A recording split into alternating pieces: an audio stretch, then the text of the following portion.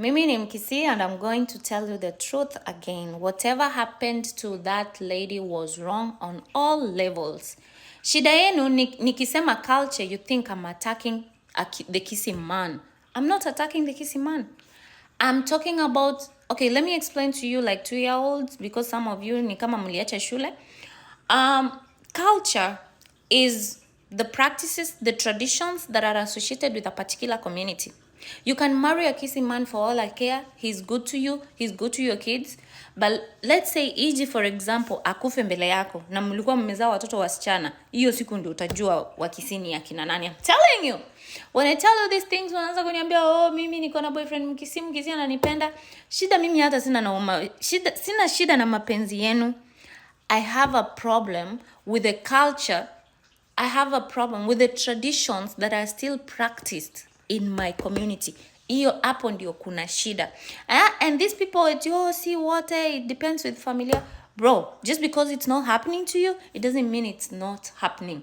Eti sasa juu wewe maisha yako ni mzuri, you turn a blind eye to other people who are suffering. It doesn't work like that. Be a voice. Be a voice to the voiceless. Be a voice to the less privileged woman. Be a voice to the less exposed woman out there, because those girls go through a lot. Those women go through a lot. In the name of culture, na mtu anakuambia eti hizo ni mila zetu. Like injustices can just happen and they just say hizo ni mila zetu. You know? So before you come here, before Kisii men come here and bring their misogynistic ideas and their chauvinist tendencies, just make sure you are informed. You are coming to talk to me logically, not emotionally. Don't bring me your usinikujia hapa na kifua na emotions zako. Just wewe kwenda wengine wananitusi nyume, si uko nyuma. Kwani umekalia nini sahi? It's time we stood against these practices that are harmful to the girl child.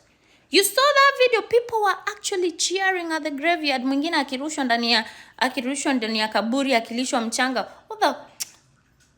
No, it's not correct. And I don't care what you think of me, bro. Thank you.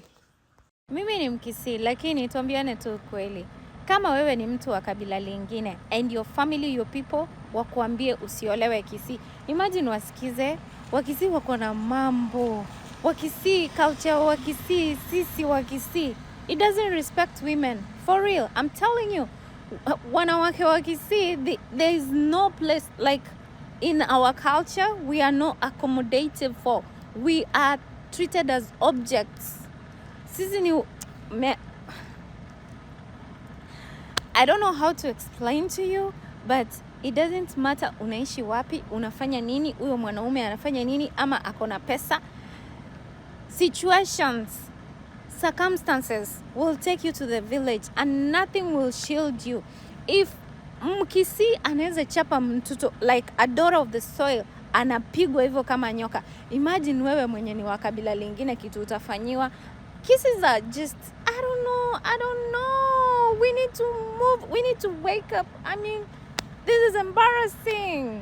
Hata hiyo jina yenye atishini mawasaidia na vile naipenda. Kwendani huko.